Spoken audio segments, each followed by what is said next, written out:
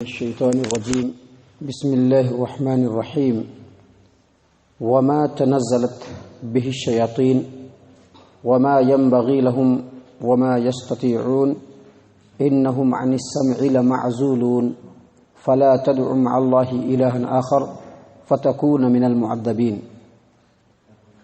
اور اس قرآن کریم کو شیطان تو لے کر نہیں اترے اور نہ ہی شیطانوں کے لیے یہ لائق ہے کہ وہ قرآن لے کر اترے اور نہ ہی وہ اس کی طاقت رکھتے ہیں، اور بے شک یہ شیطان جو ہے قرآن کریم کے نزول کے وقت اس کے سننے سے دور کر دیے جاتے ہیں۔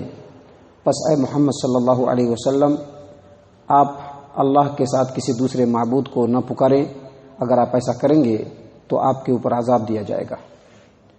سامعین کرام، یہ سورۃ الشورى ہے۔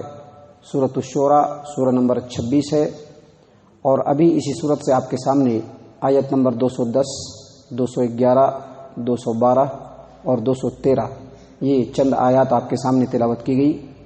سب سے پہلی آیت یعنی آیت نمبر 10، اس میں اللہ تبارک و تعالیٰ نے فرمایا وما تنزلت به الشیاطین، اس قرآن کریم کو شیطان تو لے کر نہیں اترے۔ سامعین کرام، ابھی آپ کے سامنے اسی سورۃ الشورى سے 2-3 دن پہلے آیت نمبر 190 پر 2، 90 پر 3 تلاوت کی گئی تھی، جس میں اللہ تبارک و تعالیٰ نے فرمایا وَإِنَّهُ لَتَنزِيلُ رَبِّ الْعَالَمِينَ، یہ قرآن کریم رب العالمین کی طرف سے نازل کیا گیا ہے۔ نزل بہ الروح الامین، اس قرآن کریم کو جبرائیل امین علیہ السلام لے کر نازل ہوتے ہیں۔ علی قلبک لتکون من المنذرین، اور اس قرآن کریم کو جبرائیل امین آپ کے دل کے اوپر لے کر نازل ہوتے ہیں، کیوں؟ تاکہ اس قرآن کے ذریعے سے آپ لوگوں کو ڈرائیں۔ تو دراصل اس آیت کریمہ کے اندر، ان آیات کے اندر اللہ یہ بتلانا چاہتے ہیں کہ یہ قرآن کریم جبرائیل امین لے کر کے نازل ہوتے ہیں، جبرائیل امین لے کر کے نازل ہوتے ہیں، محمد صلی اللہ علیہ وسلم کے دل پر ڈائریکٹ نازل کرتے ہیں، درمیان میں کوئی تیسرا واسطہ نہیں ہوتا ہے۔ اسی مضمون کو یہاں سے آگے بڑھایا گیا ہے۔ اس کے درمیان میں یعنی درمیان میں جو چند آیات ہیں، اس میں اللہ تبارک و تعالیٰ نے ان لوگوں کا تذکرہ کیا ہے، ان لوگوں کے حالات کو بیان کیا ہے جو قرآن کریم کا انکار کرتے ہیں، قرآن کریم کو اللہ تبارک و تعالیٰ کا کلام نہیں سمجھتے ہیں، اس کے مقابلے میں کفر اور شرک کے اوپر آمادہ ہیں۔ ایسے لوگوں کا تذکرہ درمیان میں کیا گیا، ان کے حالات کو بیان کیا گیا، اور پھر اسی موضوع کو یہاں سے شروع کیا گیا جو اوپر بیان ہوا۔ اللہ تبارک و تعالیٰ نے فرمایا وما تنزلت به الشیاطین، قرآن کریم کو تو جبرائیل امین علیہ السلام لے کر کے نازل ہوتے ہیں، اللہ کے رسول صلی اللہ علیہ وسلم کے دل پر لے کر کے نازل ہوتے ہیں، اس کو شیطان لے کر کے نہیں اترتے ہیں۔ دراصل مکہ کے جو مشرکین تھے، ان کا جو بہت سارا الزام، ان کے بہت سارے جو الزامات تھے محمد صلی اللہ علیہ وسلم پر، ان الزاموں میں سے ایک الزام یہ بھی تھا کہ محمد صلی اللہ علیہ وسلم کاہن ہے، یعنی جادوگر ہے، اور آپ صلی اللہ علیہ وسلم کے پاس شیطان اپنا کلام لے کر کے آتا ہے اور وہ پیش کرتا ہے۔ لہذا آپ دیکھیں گے سورۃ الضحیٰ کی تفسیر، جس کو امام بخاری نے اپنی صحیح البخاری کتاب التفسیر باب تفسیر سورۃ الضحیٰ کے اندر جندب بن سفیان رضی اللہ عنہ کی روایت ہے کہ ایک بار نبی صلی اللہ علیہ وسلم کی طبیعت تھوڑی ناساز ہو گئی، بیمار پڑ گئے، جس کی وجہ سے 2-3 دن تک آپ صلی اللہ علیہ وسلم رات میں نہیں اٹھے، رات میں اٹھ کر کے تہجد نہیں پڑھا، رات میں اٹھ کر کے ہمیشہ نبی صلی اللہ علیہ وسلم کچھ رکعات نماز پڑھتے تھے، اس میں قرآن کریم کی تلاوت کرتے تھے، آس پاس کے لوگ سنتے رہتے تھے۔ 2-3 رات نہیں اٹھے تو ایک عورت جو رشتے میں آپ کی چچی لگتی، ابو لہب کی بیوی اورا بنت حرب، ابو سفیان کی بہن اور ابو لہب کی بیوی، اس کا نام ام جمیل تھا، جب دیکھا کہ 2-3 دن تک نبی صلی اللہ علیہ وسلم رات میں اٹھ کر کے نماز نہیں پڑھے ہیں، قرآن کریم کی تلاوت نہیں کیے ہیں، تو فوراً آ گئی اور کہا کہ اے محمد صلی اللہ علیہ وسلم، مجھے لگتا ہے کہ تیرے شیطان نے تجھ کو چھوڑ دیا ہے، اس لیے 2-3 دن سے آپ پاس نہیں آ رہے ہیں۔ تو اس کے جواب میں اللہ تبارک و تعالیٰ نے سورۃ الضحیٰ کو نازل فرمایا والضحیٰ، قسم ہے چمکتے ہوئے دن کی، واللیل اذا سجا، اور قسم ہے رات کی جب وہ چھا جائے، ما ودعک ربک وما قلی، نہ ہی آپ کے رب نے آپ کو چھوڑا ہے اور نہ ہی آپ کا رب آپ سے ناراض ہے۔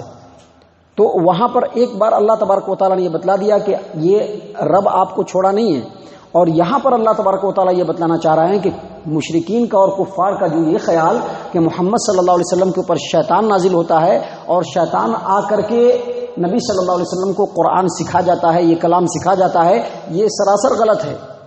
یہ قرآن کریم جو ہے اس کو جبرائیل امین علیہ السلام لے کر نازل ہوتے ہیں، محمد صلی اللہ علیہ وسلم کے دل پر نازل ہوتے ہیں. اللہ فرما رہے ہیں وما تنزلت بہ الشیاطین، شیطان اس کو لے کر کے نازل نہیں ہوتا ہے. اور پھر آگے مزید فرمایا وما ینبغی لہم، اور یہ شیطان کے شایان نشان بھی نہیں ہے، شیطان کے لائق بھی نہیں کہ وہ قرآن لے کر کے اترے، اور شیطان کے اندر وہ طاقت، وہ قوت، وہ صلاحیت اور وہ کیپیسٹی بھی نہیں ہے. اللہ فرماتے ہیں وما ینبغی لہم وما یستطیعون، شیطان کے لائق بھی نہیں ہے کہ وہ قرآن لے کر کے اترے، اور نہ ہی وہ اس کی طاقت رکھتا ہے، اس کے بس کا روگ نہیں ہے. یہ جو قرآن ہے، یہ قرآن لوگوں کی ہدایت اور کامیابی کی گارنٹی دینے والی کتاب ہے. یہ قرآن جو ہے اللہ تبارک و تعالیٰ کی توحید کی تعلیم دینے والی کتاب ہے. یہ قرآن جو ہے وہ لوگوں کو سچائی اور امانت داری کے راستے پر چلانے والی کتاب ہے، لوگوں کو سچائی کی، نیکی کی، اللہ کے مخلوقات کے ساتھ حسن سلوک کی تعلیم دینے والی کتاب ہے. جو اس قرآن کریم پر ایمان لاتا ہے اور اپنی زندگی کے اندر اس کو لاگو کرنے کی کوشش کرتا ہے، یہ قرآن اس کو ایک مکمل ضابطۂ حیات دیتا ہے. یہ قرآن ظلم سے، بد اخلاقی سے اور ہر طرح سے گناہ سے، ہر طرح کے گناہ سے بچنے کی دعوت دیتا ہے. جو قرآن ایسا کلام پیش کر رہا ہے، کیا ایسا کلام شیطان کے کلام میں پایا جاتا ہے؟ شیطان تو اس قرآن کے نام سے بدکتے ہیں، لہذا اس کے لیے لائق نہیں. وما ینبغی لہم، یہ قرآن اس کو لے کر کے نازل ہو شیطان، یہ اس کے بس کا روک نہیں اور نہ ہی وہ اس کی طاقت رکھتا ہے. اللہ نے مزید آگے فرمایا کہ یہ قرآن جو ہے یہ شیطان کے بس کا روک نہیں، اس لیے کہ انہم عن السمع لمعزولون، جب قرآن کو اللہ نازل کرتا ہے تو اس وقت شیطان کو دور ہٹا دیا جاتا ہے. بہت سارے جگہوں پر آپ نے سن رکھا ہوگا اور حدیثوں میں آپ نے اہل علم کی زبان سے سن رکھا ہوگا کہ جب محمد صلی اللہ علیہ وسلم کو اللہ تبارک و تعالیٰ نے مبعوث کیا تو اس سے پہلے یہ جو آسمان جو دنیا کا ہے اس کے اندر اتنا پہرا نہیں لگا تھا. شیطان جو ہے آسانی سے چڑھتے تھے، وہاں کی بات سن کر کے نیچے لے آتے تھے. لیکن جب محمد صلی اللہ علیہ وسلم کے نبی ہونے کا وقت آیا تو تو پورے آسمان کے اوپر کڑا پہرا لگا دیا گیا. شیطان بہت پریشان ہو گئے، کہا کہ یہ جو ایام ہے، یہ جو زمانہ گزر رہا ہے یہ ہمارے اوپر بہت سخت ہے. آسمان پر جا رہے ہیں تو وہاں کی باتوں کو سننے کا ہم کو موقع نہیں مل رہا ہے. جب اللہ تبارک و تعالیٰ نے قرآن کریم کو نازل کرنے کا ارادہ فرمایا تو پورے آسمان کے اوپر پہرا لگا دیا. کیوں؟ کیونکہ یہ آخری کتاب تھی. اللہ نے خود قرآن کریم کے اندر فرمایا ہے انا نحن نزلنا الذکر، اس قرآن کو ہم نازل کر رہے ہیں، وَإِنَّا لَهُ لَحَافِظُونَ، اور اس کی حفاظت بھی ہم ہی کریں گے. حالانکہ دوسری کتابوں کے بارے میں، آسمانی کتابوں کے بارے میں یہ بات اللہ تبارک و تعالیٰ نے نہیں فرمایا، چونکہ یہ آخری کتاب ہے. محمد صلی اللہ علیہ وسلم کا دین جو ہے وہ آخری دین اسلام ہے. دین اسلام کے نازل ہونے کے بعد اب کوئی دوسرا دین نازل ہونے والا نہیں ہے. اب جو بھی پیروی کرے گا اسی دین کی پیروی کرنا پڑے گا اس کو. تو اس لیے اللہ تبارک و تعالیٰ نے محمد صلی اللہ علیہ وسلم کے نبی بننے کے وقت، ان کے مبعوث ہونے کے وقت پورے آسمان پہ پہرا لگا دیا. جبریل امین علیہ الصلوۃ والسلام کو بلایا جاتا، کلمات جو قرآن کریم کی آیات ہیں ان کو سپرد کیا جاتا، درمیان میں کوئی نہیں ہوتا، بالکل امانت دار فرشتے اور صاحب قوت و طاقت والے فرشتے ہیں. یہ قوت اور طاقت ان کو اللہ تبارک و تعالیٰ نے بخشا ہے، امانت داری دی ہے. اللہ تبارک و تعالیٰ قرآن کی آیات ان کو پیش کرتے، وہ لیتے اور لے کر کے سیدھے نبی صلی اللہ علیہ وسلم کے پاس آتے. اس درمیان میں کوئی ایسا وقفہ نہیں ہے کہ شیطان اس میں کسی طرح کی دخل اندازی کر سکتا. اللہ تبارک و تعالیٰ نے قرآن کریم کے اندر سورہ حامیم سجدہ، سورہ نمبر 41 آیت نمبر 42، 41 نمبر سورہ اور آیت نمبر 40 پر 2 اللہ فرماتے ہیں لا یأتیہ الباطل من بین یدیہ ومن خلفہ تنزیل من حکیم حمید. یہ قرآن کریم وہ کتاب ہے جس کے ارد گرد باطل پھٹک بھی نہیں سکتا ہے، آ بھی نہیں سکتا ہے، نہ اس کے آگے سے آ کر کے اس کے اندر کمی کر سکتا ہے اور نہ ہی قرآن کے پیچھے سے آ کر کے اس میں کچھ اضافہ کر سکتا ہے. اس قرآن کو اللہ تبارک و تعالیٰ نے نازل کیا ہے جو غالب ہے اور حکمت والا ہے اور قابل تعریف ہے. اللہ تبارک و تعالیٰ نے اس قرآن کو محفوظ کر دیا ہے. اللہ تبارک و تعالیٰ نے شیطانوں کی پہنچ سے اس قرآن کو دور کر دیا ہے.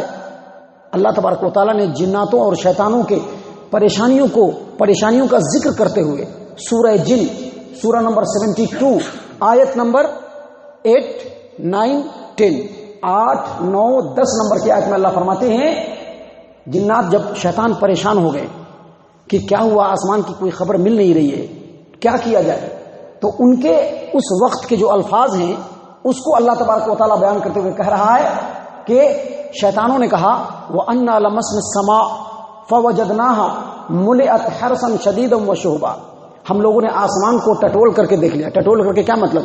جا کے ہر طرف سے چیک کر لیا، ادھر سے بھی چیک کر لیا، ادھر سے بھی چیک کر لیا، ادھر سے بھی چیک کر لیا. جہاں بھی جا کر کے دیکھتا ہوں کہ مضبوط پہرے دار ہیں وہاں پر موجود، اور آگ کی جو ہے گولے موجود ہیں کہ اگر ہم لوگ ذرا سا بھی جائیں گے فوراً آگ کے گولے سے مارا جائے گا. اللہ نے ہر طرف سے آسمان کو گھیر دیا تاکہ اس قرآن کریم کی مکمل حفاظت ہو سکے. آگے شیطان نے کہا وَأَنَّا كُنَّا نَقْعُدُ مِنْهَا مَقَاعِدَ لِلسَّمْعِ، شیطانوں کی جماعت نے کہا کہ پہلے ہم لوگ آسمان میں جایا کرتے تھے اور بڑی آسانی سے ملائے اعلیٰ کی خبر لے کر کے چلے آیا کرتے تھے. فَمَن يَسْتَمِعِ الْآنَ يَجِدْ لَهُ شِهَابًا رَصَدًا، آج اگر کوئی جاتا ہے کچھ لینے کے لیے فوراً پیچھے سے اس کو جو ہے آگ کے انگارے سے چلا کر کے مارا جاتا ہے. جہاں کوئی آسمان کی طرف اٹھتا ہے کہ جا کر کے فرشتوں کے درمیان وہاں کی خبر لینے کی کوشش کرے، فوراً ایک آگ کا انگارہ ہوتا ہے جو اس کے انتظار میں بیٹھا ہوتا ہے. جیسے کوئی شیطان پہنچا فوراً آگ کے انگارے سے اس کو مارا گیا اور وہیں پر وہ ہلاک و برباد ہو گیا. شیطانوں کے اس قول کو اللہ تبارک و تعالیٰ بیان کرتے ہوئے کہہ رہے ہیں کہ وَأَنَّا كُنَّا نَقْعُدُ مِنْهَا، پہلے ہم لوگ آسمان میں آسانی سے چلے جایا کرتے تھے، ادھر بھی بیٹھ جایا کرتے تھے، ادھر بھی بیٹھ جایا کرتے تھے، ادھر بھی بیٹھ جایا کرتے تھے، اور جا کر کے جو ملائے اعلیٰ کے اندر جو مشورے ہوتے تھے اس کو ہم لوگ سن لیا کرتے تھے، فرشتوں کی باتوں کو سن لیا کرتے تھے کہ اللہ تبارک و تعالیٰ نے کیا فیصلہ کیا ہے. لیکن اب جو یہ قرآن کریم نازل ہونے کی بات آئی جب جس وقت، تو ان کو اب کچھ نہیں مل رہا ہے. کہا فَمَن يَسْتَمِعِ الْآنَ، اب اگر کوئی آسمان میں جانے کی کوشش کرتا ہے اور جا کر کے وہاں کی خبروں کو سننے کی کوشش کرتا ہے، فوراً پیچھے سے ایک آگ کا انگارہ وہاں سے چلایا جاتا ہے، اور اگر وہ آگ کا انگارہ کسی شیطان کو لگ گیا وہیں پہ وہ جل کے بھسم ہو جاتا ہے. اللہ فرماتے ہیں وَأَنَّا لَا نَدْرِي أَشَرٌّ أُرِيدَ بِمَنْ فِي الْأَرْضِ أَمْ أَرَادَ بِهِمْ رَبُّهُمْ رَشَدًا. شیطانوں نے کہا کہ پتہ نہیں یہ جو اتنا سارا جو معاملہ جمع ہے آسمان کے اندر، آسمان کی جو حفاظت کی گئی ہے، اس سے مخلوقات کے ساتھ برائی مراد لی گئی ہے یا اللہ تبارک و تعالیٰ خیر کا ارادہ کرنا چاہتا ہے. تو دراصل یہی خیر کا ارادہ ہے جو قرآن کریم کی شکل میں اللہ نازل فرما رہا تھا. اسی بات کو اللہ تبارک و تعالیٰ نے یہاں پر بیان فرمایا انہم عن السمع لمعزولون، اس قرآن کریم کو شیطان لے کر کے نازل نہیں ہو سکتے، یہ اس کے لیے لائق بھی نہیں ہے اور اس کے بس کی بات بھی نہیں ہے، کیونکہ جب قرآن اللہ نازل کرتا ہے اس وقت قرآن سے ان کو بہت دور کر دیا جاتا ہے کہ یہ سن بھی نہ سکے، اس میں کسی کی آمیزش ہو بھی نہیں سکتی. لہذا یہ قرآن جو ہے وہ اللہ تبارک و تعالیٰ کی جانب سے برحق کتاب ہے، اللہ کا کلام ہے، لوگوں کے لیے ہدایت ہے، اور اس کے اندر خالص توحید کی تعلیم دی گئی ہے اور شرک سے روکا گیا ہے. اس لیے اللہ نے آگے فرمایا فلا تدع مع اللہ الہا آخر فتکون من المعذبین. لہذا اے محمد صلی اللہ علیہ وسلم آپ اللہ کے ساتھ دوسروں کو نہ پکاریں، اگر آپ اللہ کے ساتھ دوسروں کو پکاریں گے تو آپ کے اوپر عذاب دیا جائے گا. سوال یہ ہے کہ محمد صلی اللہ علیہ وسلم تو خود شرک کے دشمن ہیں، وہ تو خود توحید پرست ہیں، وہ کیوں اللہ تبارک و تعالیٰ کے ساتھ کسی کو پکاریں گے؟ فلا تدع مع اللہ، اللہ فرما رہا ہے محمد صلی اللہ علیہ وسلم کو کہ آپ اللہ کے ساتھ دوسروں کو نہ پکاریے. کیا مطلب؟ محمد صلی اللہ علیہ وسلم تو خود امام الموحدین ہیں، توحید کی دعوت دینے والے ہیں، شرک کے دشمن ہیں، شرک کو جڑ سے مٹانے کے لیے آئے تھے. اب محمد صلی اللہ علیہ وسلم ہی خود کیوں اللہ کے ساتھ دوسروں کو پکارنے لگیں گے؟ دراصل یہاں پر شرک کی سنگینی کو بتلایا جا رہا ہے، شرک کتنا خطرناک جرم ہے اس کو بتلایا جا رہا ہے کہ محمد صلی اللہ علیہ وسلم جو حبیب المرسلین ہیں، جو امام الانبیاء ہیں، کائنات میں سب سے افضل ہیں، اگر وہ بھی شرک کریں گے تو ان کو بھی عذاب دیا جائے گا. اللہ کیا فرما رہے ہیں؟ فلا تدع مع اللہ الہا آخر. پس اے محمد صلی اللہ علیہ وسلم آپ اللہ کے ساتھ کسی کو شریک نہ کیجیے، اللہ کے ساتھ کسی دوسرے معبود کو نہ پکاریے. اگر آپ ایسا کریں گے فتکون من المعذبین، تو آپ کو بھی عذاب دیا جائے گا. یعنی محمد صلی اللہ علیہ وسلم اگر شرک کر دیں بفرض محال تو عذاب ان کو بھی ملے گا. جب ان کو ایسا معاملہ ہے تو ہما شما اور ہم اور آپ جیسے لوگوں کا کیا حال ہو سکتا ہے؟ اس لیے اللہ تبارک و تعالیٰ ان لوگوں کو جو اپنی پریشانیوں میں، جو اپنے معاملات میں اللہ کے ساتھ دوسروں کو شریک کرنے کے چکر میں لگے رہتے ہیں، ان کو مخاطب کر کے کہا جا رہا ہے کہ یہ شرک بہت بڑا جرم ہے. اگر کوئی نبی بھی شرک کر دے تو ان کی بھی بخشائش نہیں ہے، تو عام لوگوں کی بخشائش کیسے ہو سکتی ہے؟ لہذا شرک سے دور رہنا اور شرک سے بچنا اور خالص توحید کو اپنانا اور اللہ تبارک و تعالیٰ کو ہی اپنا مشکل کشا حاجت روا سمجھنا، یہ ہر انسان کے لیے انتہائی ضروری ہے۔ سامعین کرام، یہاں سے پھر کچھ آگے باتیں ہیں جو آپ کے سامنے بیان کی جائیں گی۔